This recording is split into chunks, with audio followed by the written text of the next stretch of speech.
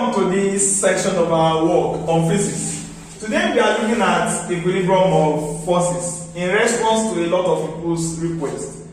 When we talk about equilibrium of forces, the term equilibrium is coming from an English word which means equal, and the word equal simply refers to as a state of balance. And you know, when we talk about equal things, we cannot talk about one.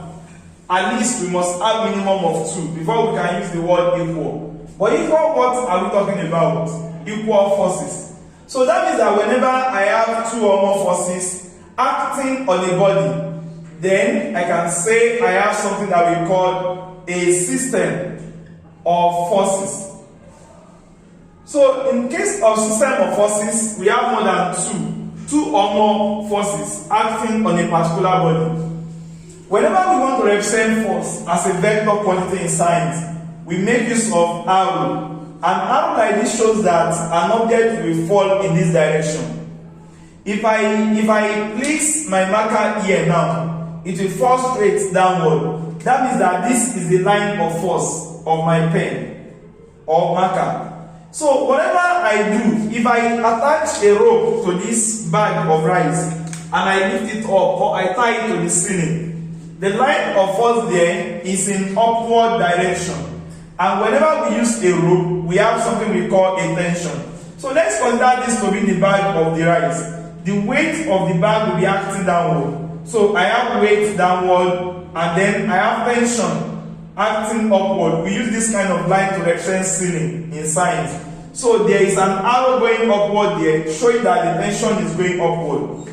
The best way to understand this is if I cut the rope here, meaning I remove this particular tension away, where will this weight act? It will fall downward, showing that this weight is acting downward direction.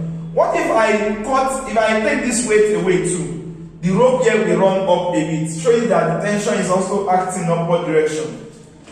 But if the tension and the weight are equal, then I will say the system is in equilibrium. Now, in this system of force, if I continue tracing the line of action, this arrow is called line of action or line of force. If I continue tracing it and I continue tracing this one, they will meet at a common point, and that point is called concurrence. So if I have a common point called concurrence, then a system of force in which all the line of action meet at a common point called the concurrence is called concurrent system of forces. So among all the forces that I have, the system of forces that I have, one of them is called concurrent system of forces. If I have concurrent system of forces in another one, I am going to have another case whereby I can have a table like a bench. Then an individual is sitting here, the weight of the person is acting downward. But pay attention to something here. There is a reaction from the table going upward. This is what will not allow the table to fall, the object on the table to fall down. If the weight is more than the reaction, the object will fall down. If the reaction is more than the weight, the object will continue going up. Just like when you and I are pulling this, you are bringing it down and I'm taking it up. If I have 100 joules of energy and you have 100, this object will not go to anywhere. It will be in equilibrium. But if you are having 101 Newton applied and I have 100 Newton applied upward, the object will come down by 1 Newton excess force. So if I want this object to remain on this table, the weight must be equal to the reaction. If I place an object here as well, the weight must be equal to the reaction. So most times they might not show this line of force, but we must know. So if you look at what we have here now, the line of force here and here and here, when we are sitting on the table, what we have here is another system of forces that we are going to call parallel system of forces. So in today's work, we are going to focus on what we call parallel system of forces. So in the case of parallel system of forces, all the line of force or action, they are parallel to each other and they are perpendicular to the surface on which they are resting, meaning they make an 90 degree with this surface. As you can see here, this is the line of force, this is the surface, then this is the angle between them, 90 degree. So that's what we have. So whenever we are given questions under parallel system of forces, we should take note of one thing. What we need to take note of here is that a force will always have effect on the surface on which the force is acting. For instance, if a force is acting on this, let's assume that the table here has a support and has another support here, like our common bench at home. If I now sit down here at this end and my friends are sitting at the other point, if all of them stand up, let's say this man gets up, this man gets up, it now remains I, man A, and the other man B. If man B want to go away, man B will tell me that adjust. But if man B were to be a very wicked person and refuse to tell you to adjust, then what do you think will happen? If man B all of a sudden stand up, the table will bend. This end, let me call here X and let me call here Y. What you are going to notice is that the end X will come down and end Y will go up. Why is that happening? How come it doesn't turn when this other man was there? It means that this man also wanted to turn this way. This man also want to press it from here, so that Y will come down and X will go up. Then A also want X to come down and Y should go up. Since the two of them balances each other, it will not turn. But if this man go away all of a sudden, nobody is stopping here from coming down and here going up. Therefore, this particular table XY will now turn this way. It's going to turn this way. But what about when we do not have this support?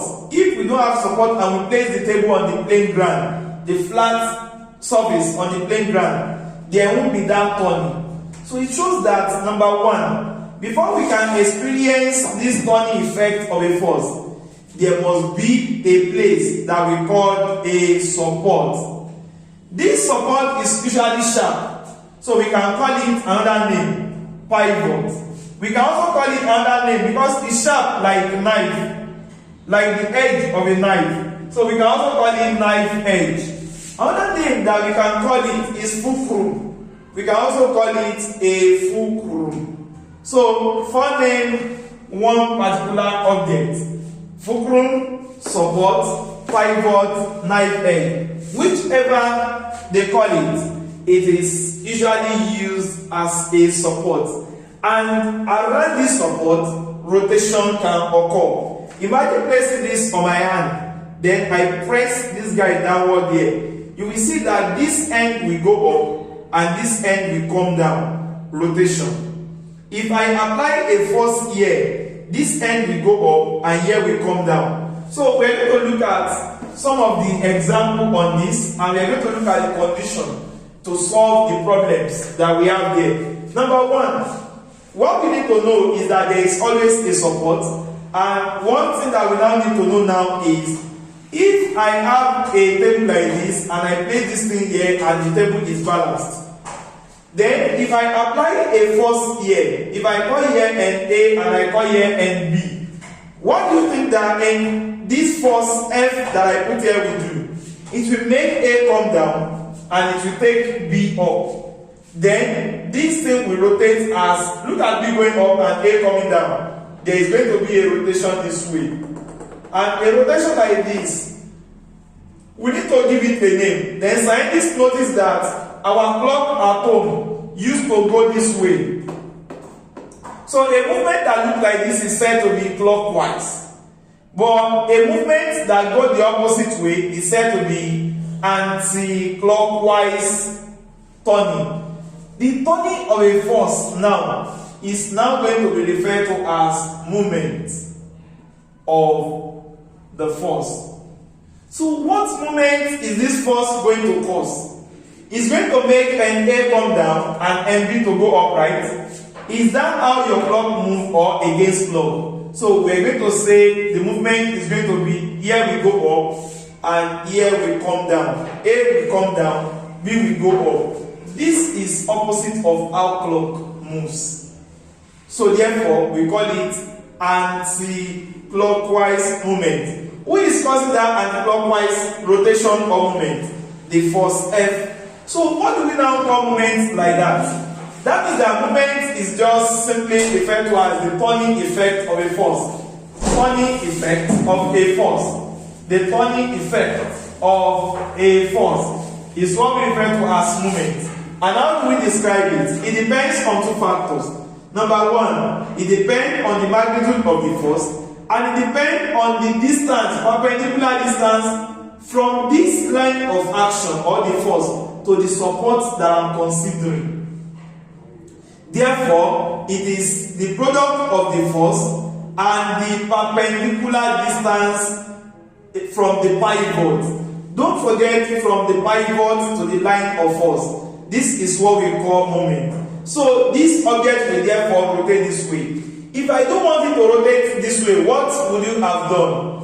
I can decide to apply another force from here. Should it be downward? No. If I apply it upward, what do you think about that?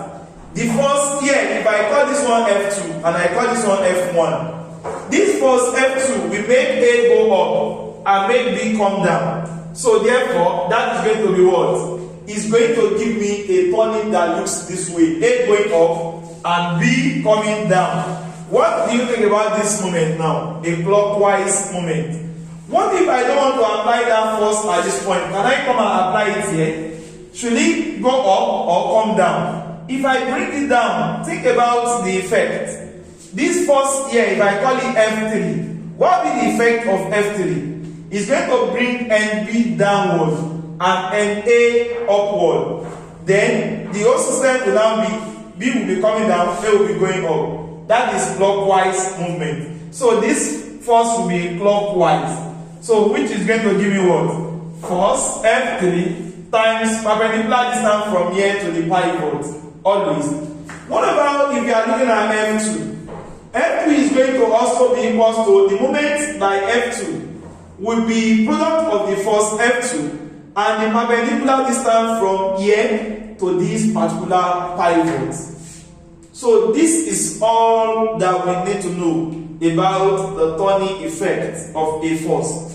We now need to know here that based on what we have here, if I apply a force here, F3, and I remove this F2, if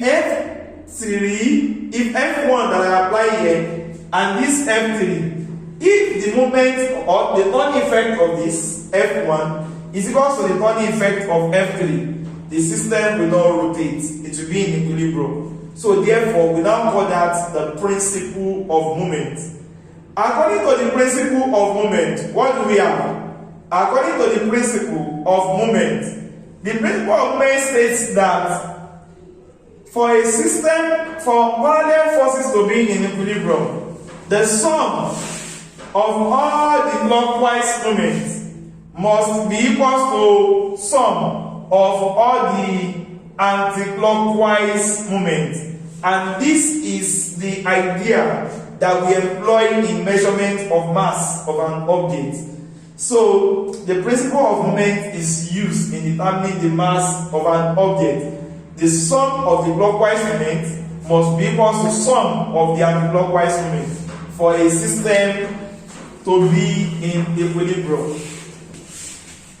After this, we need to know, in this our example 1, under the system of forces that we call parallel system of forces, we want to look at this particular question.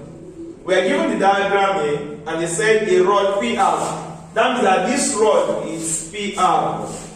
Is balanced on a pivot at the end R. Here, at this end R, it is balanced. While a string is used to support the rod at P, so at the other end P, we apply a string there to support it. The weight of the rod, 9 meters, acts at Newton. Weight 9 Newton. Act at the point Q, where Q R from here to here is 30 centimeter and PQ is 15 centimeter. The tension in that spring that they apply here is what? So what we are looking for now is the tension in the spring here. When we have a question like this, all we need to know is, number one, we need to get all the forces available here.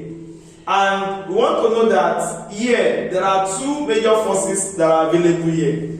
And those forces are, number one, the string that we apply here, and number two, the weight of the rod.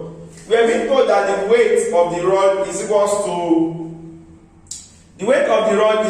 9 Newton. So we have that here to be 9 Newton. I now want to check each of them, which one is clockwise, which one is anti-clockwise, and how do I know? Remember, the support is here, so I want you guys to take my hand here at this end R and take the end of this pen as the end P. If you look at the effect of the two forces that we have here, the effect at the end P, what do you think is doing? The string, the arm of the string is going up. So it's like I'm taking it up. Can you tell me the kind of rotation that we're going to have now? This is going to be a rotation that will make me go up and make you come down. So meaning we're going to have a rotation like this. And that's clockwise moment. So therefore, at this end P here, what I have here is clockwise moment. And that is going to give me the product of the force F and the perpendicular distance to the pivot. So from this end to where? To the pivot. Here is the pivot. So the total distance that we have here is going to be from here to here plus from here to here. 15 plus 30. So that's going to give us 45. So 45 centimeter. This is the total moment that we have here. What about the moment that we have here? Let's try to illustrate this again. Remember, here is our pivot. So I still take my finger to be the pivot. Then look at the force that we have here, the weight. Do it acts at the middle. Then let's assume we pull it down this way. Can you see what happens? If I apply this force here and here is the support, I expect this guy to, I expect the marker to come down this way because I applied the force at the middle and it's downward. So meaning that the NP should come down and NR should go up. So if you try to imagine that, it's going to be in this direction. And that's going to give us anti-clockwise moment, which is going to be equal to the product of the force 9 times the perpendicular distance away from the pivot. What distance from weight to the pivot? That will give us 30. So if I look at what we have now, these are the only two forces that I have. And the principle of moment says that the sum of all the clockwise moments must be equal to sum of all the anti-clockwise moments. How many clockwise moments do we have? Just one. And that is 9 times 30, which will be equal to, what about our, oh sorry, this is anti-clockwise. So I can reverse it. It will now be equal to my clockwise, Abi. So everything here, the anti-clockwise should be equal to clockwise. The clockwise is now the tension in that string, let me call it C, multiplied by the distance to the pivot, 45. Don't be confused here. We are not going here, we are going to the pivot. So I added 15 and 30, so I got 45 here. So what I have, 9 multiplied, okay, let me cut it from here. 5 can go here 6 times, and 5 can also go here. 5 here, I am going to have 9. So then, I think the 9 will go here once. Then, 9 will go here once. So the tension in the string here is going to give me 6. Okay, that is going to give me 6 Newton. So that's the tension in that string. Sum of the clockwise moment should be equals to sum of the anti-clockwise moment from the principle of moment. So you can also make attempts to try this same question all by yourself. So now we are going to look at our example 2 now. Before you look at the solution to this example, I want you to pause the video and try to solve the problem here. You are looking for W using the same technique that I've explained to you earlier. If you remember what I told you, I said when we have a support, just like the example 1 that we just did now, there is a support at the ruler is PS or the plank is PS. Then it is pivoted at this point P. Any force applied to it, we either take here up or bring here down. Anything that take here up, that's anti-clockwise turning or moment. Anything that brings here down, that is clockwise moment or clockwise turning. So how many forces do I have altogether if I check? I have one force here and I have another force here. If you check properly, the two forces I have circled them, so I need to consider them one after the other. What is the implication of this force? What's the effect of this force? Once again, if I use this force to drag this thing upward, it means that the NS will go up and NQ will come down. The rotation that I'm going to have due to this force is going to be like this. This is not the way my clock moves at home. So this is called anti-clockwise moment. So therefore, this going up will raise S up and bring this down and make the system to turn this way. So therefore, I am going to call this guy anti-clockwise moment. And the anti-clockwise moment here is going to be product of the force, remember, times the perpendicular distance from this force to the pivot, from the line of force to the pivot. So what is the force that we have here? 15 Newton. Multiplied by what is the distance from here to the pivot? We are going to look at it. Here is R. From here to here is how many? 0.5. And from here to here is what? 1.5. 0.5 plus 1.5. That's going to be 2.0. So we multiply that by 2. This is the anti-clockwise moment. What about the moment that I have here? In order to resolve this, I will also check that, okay, if I have my pen being supported from here and I apply a downward force here, you can see the NS pulling this thing down, the NS will come down and the MP will go up. So that's going to be a clockwise moment. So therefore, we have a clockwise moment here, which is going to be product of the force. What's the force? W, that's what we are looking for. Times, what is the perpendicular distance away from the line of action to the pivot? From here to here. And that's going to give me 1.5. If we remember again, according to the principle of moment, for a system to be in equilibrium, the sum of all the clockwise moments must be equal to sum of all the anti-clockwise moments. What is my, how many clockwise moments do I have? 1, and clockwise 1. So what is my clockwise moment? 1.5 W. 1.5 W equals to, what is my anti-clockwise moment that I have? 15 times 2. 15 times 2, which is 30. So if I look for W, I divide both sides like that, 1.5. So I am going to get 15 times 2 divided by 1.5. So if I take 10 off, here becomes 15. 15 cancel 15, and therefore my weight W equals to 2 times 10, which is 20 Newton. That's all about this example. So we look at example 3 now.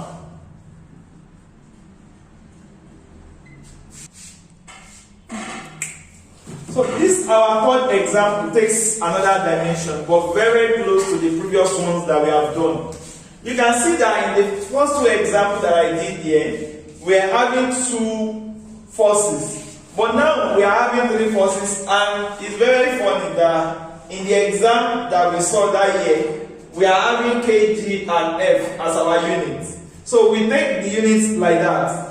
Since we are working with objective, or whatever we get, we just leave that as our unit, or whatever unit that we think is suitable. Here, our unit here will be meter, our unit here will also be kgf, kilogram force.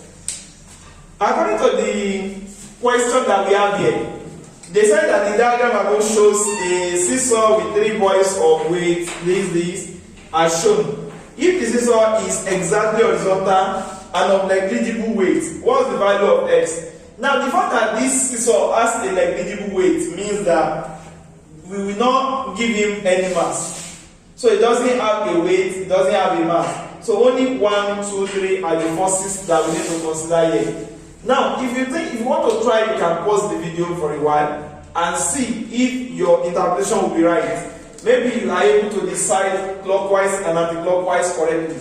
But let's try to see.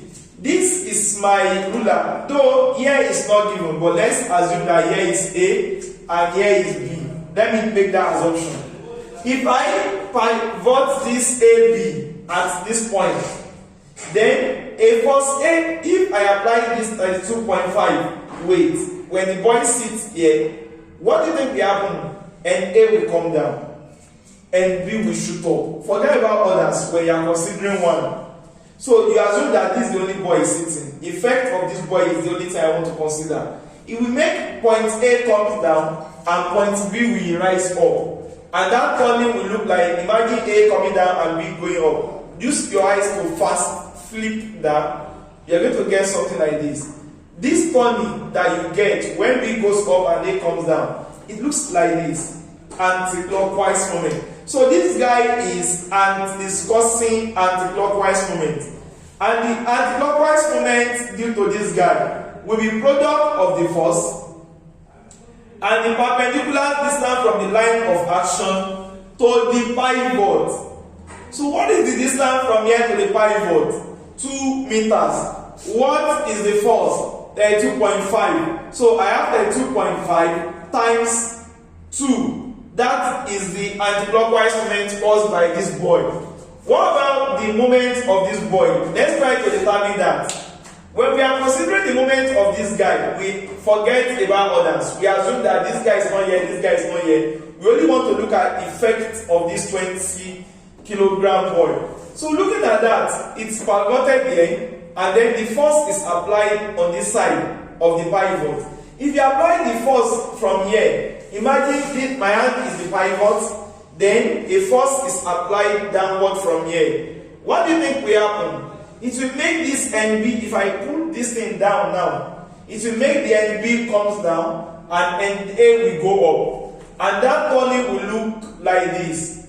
And this is how our clock moves. So we therefore call it a clockwise moment. And that will give me 20 times perpendicular distance from this line of action to the pivot here. So from here to here, what is that distance? X. So let me use this case of the X. Then the third guy here, what do you think will happen? It's going to have the same effect as this 20. How? I have the body pivoted here, then I apply a downward force at this end. Bringing it down from here, A will go up, B will come down. And that turning will look very close to this. And this is clockwise moment. So this guy is also clockwise moment. And that will give me 15 multiplied by, from here, from the line of action to the pivot. So what is from here to the pivot? Now, everybody, we are having from here to here to be what? 2. And from here to here to be what? X. So that means I am having from here to here to be 2 plus X. That's the distance. So since I am having that, I will use a bracket. And that will give me 2 plus X. That's my distance. So this is the moment due to this force. We have got the 3 moments. But then, when we are done with this process, we now say, according to the principle of moment, the sum of the clockwise moment must be equal to sum of the anti-clockwise moment. So if we say the sum of clockwise moment equals to sum of anticlockwise moment, how many clockwise moments do we have? 1, 2. No, this is anticlockwise. So I am going to say sum of the two of them. The first one is what? 20 times x, 20x plus, what about this? We have 15 into 2 plus x equals to, how many anticlockwise do we have? 1. And that is only 32.5 times 2. So from here, we only need to solve the arithmetics, the simple linear equation for x. And what do we do in that case? We are having our 20x plus this times 2. That will give me 30 plus 15 times x, 15x equals to 32.5 times x. That is going to give us 65. So we're going to have 65 on that side. So we need to collect like terms. 15 plus 20. We are having 35x equals to 65. When I send this to the other side, it will be minus 30.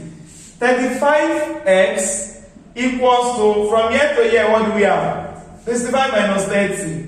We are having 35. 35 here 1, 35 here chop 1. So x equals to 1. What are the units used?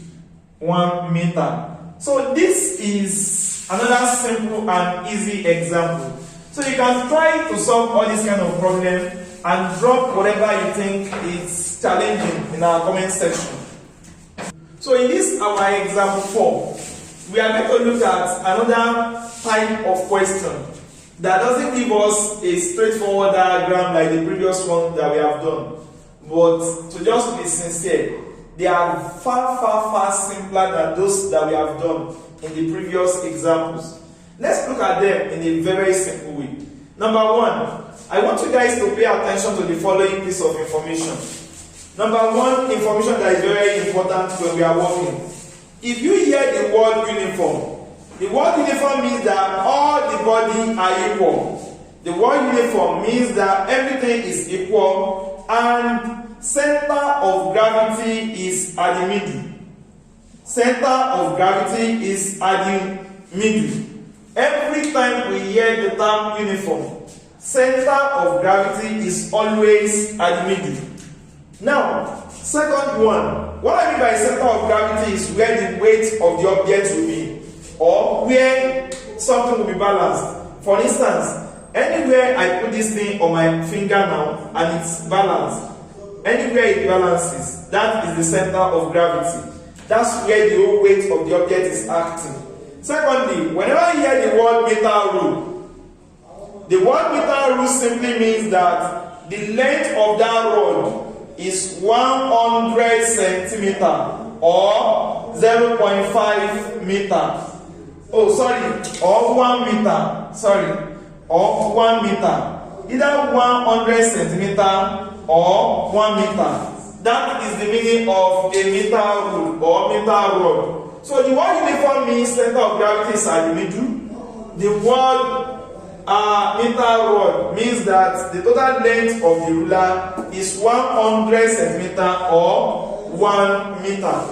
Now, let's now try to look at the way the question is with the aid of a diagram. You and I can sketch the diagram. A uniform meter rod of weight this. The fact that we have had that it's a meter rod, we know that a meter rod should be how many? Should be what length? Let me just call it AB. Let me call it AB. This meter rod will be having, because it's a uniform one, it's a uniform meter rod. The weight of that meter rod will be at the middle, right? Oh, the 1 meter means 100 centimeter. It means that from here, if I come here to the 0 centimeter, then that simply means that my NB will be what? 100 centimeter. And what will happen to this middle is going to be what? 50 centimeter. Why? Because a meter rule is 100 centimeter Why do I say the weight of the meter will be at 50? Because it's uniform. And uniform means the weight will always be where? At the middle. What is the weight of this rule? It is 40 Newton. Yeah, the weight is 40 Newton. They now say that it has a piece of metal of weight 20 Newton. The piece of metal weight 20 Newton. And where did they put it? They say attached to one of its ends. They put it at one of its ends. If I put it at A or B, they are the same because they are equidistant away. So let me assume that I put it here. Let's assume that I put that metal here, but let me assume that the weight is acting downward automatically. The weight always comes down. And that weight is what? 20 Newton, according to the question. The center of gravity of the system. If I do this, do you know that on a normal day, if I want this AB to be balanced on a norms, I should put my pivot or my support at 50, it will be balanced. But now that I have placed a weight here, for instance, if I put the meter here, it should balance at the middle. Now, you know what I did to the NB? I put a weight. What do you think happens? The NB will try to come down. For NB not to come down, I have to adjust it, probably like this. So adjusting it meaning that I have to shift my pivot away from the center and put it somewhere else so that it will be balanced. Try to get that once again. If I already placed a weight here, it means that here is heavier than here. If I want this thing to be balanced, instead of me putting my support at the middle, I will shift my support to where I have more weight now. So therefore, I assume that my support is placed somewhere close to where I place the new weight now. But then, do I know exactly where I'm going to place the support to be balanced? I don't know, according to the question. Since I don't know, I have to do a calculation. And that calculation will be based on the principle of moment because according to the diagram now, I only have the weight of this ruler and I also have the coin that I put, just two weights. But how will I balance it? You play this game at home, but you might not pay attention. I have a rod here on my finger, it's balanced at the middle. Then I place a heavy coin here, this thing will fall. If I still want it to be in equilibrium, I have to shift my support away from the middle to somewhere here to make it balanced. So that is why I've shifted it here. But where will I put it? That is what I don't know. So I therefore decide to label here a particular name. But I know that from here to here, what's the total distance that I have there? Everything is going to give me how many? 50, right? So let me call here X and let me call here Y. Then I can conclusively say that X plus Y equals to what? 50 centimeter. That's true, right? Then I can conclusively say that Y is equals to 50 minus X, right? That means I am trying to eliminate Y away. You know what I mean?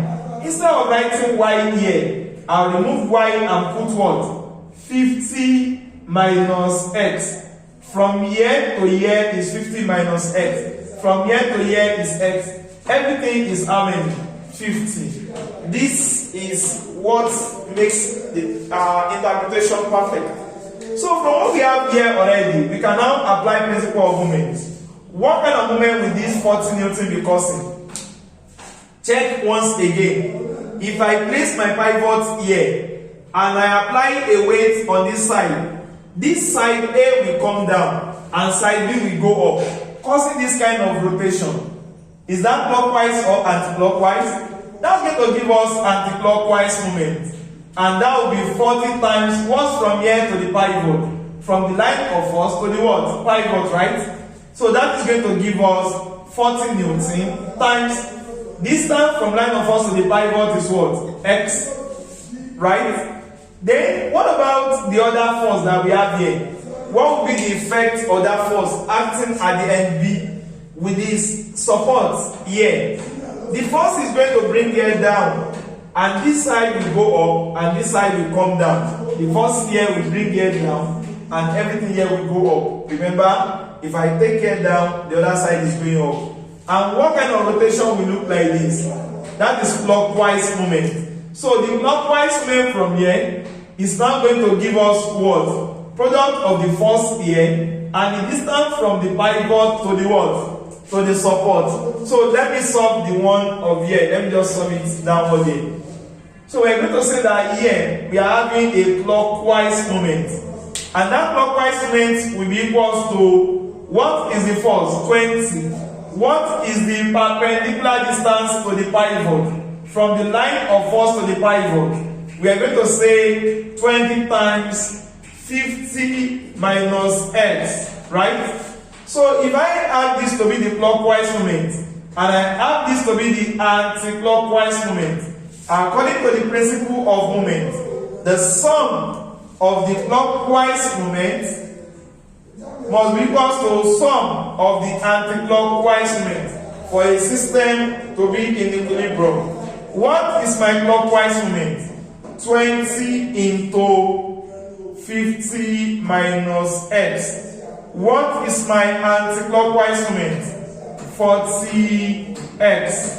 If I expand here, 2 times 5 will be 10, 100, minus 2 times 10 times x, 20x, equals to 40x. So I will say 1 on 1000 equals to, if I send this to the other side, that will give me 40x plus 20x.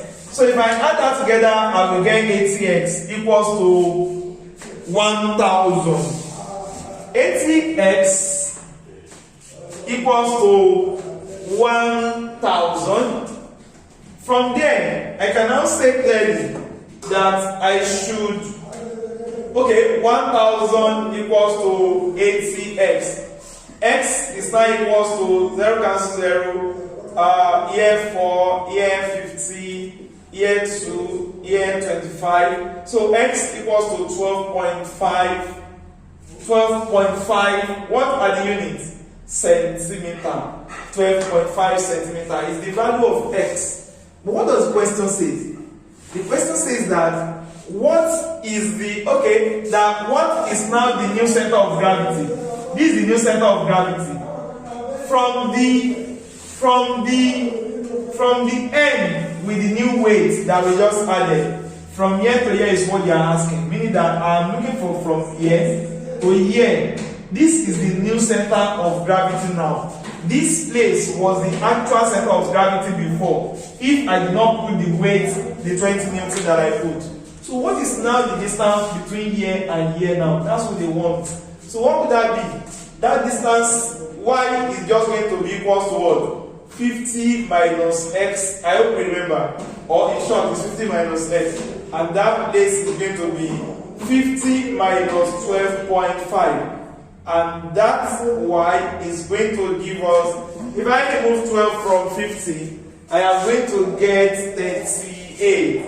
Remove 0.5, I am going to get 37.5 centimeter.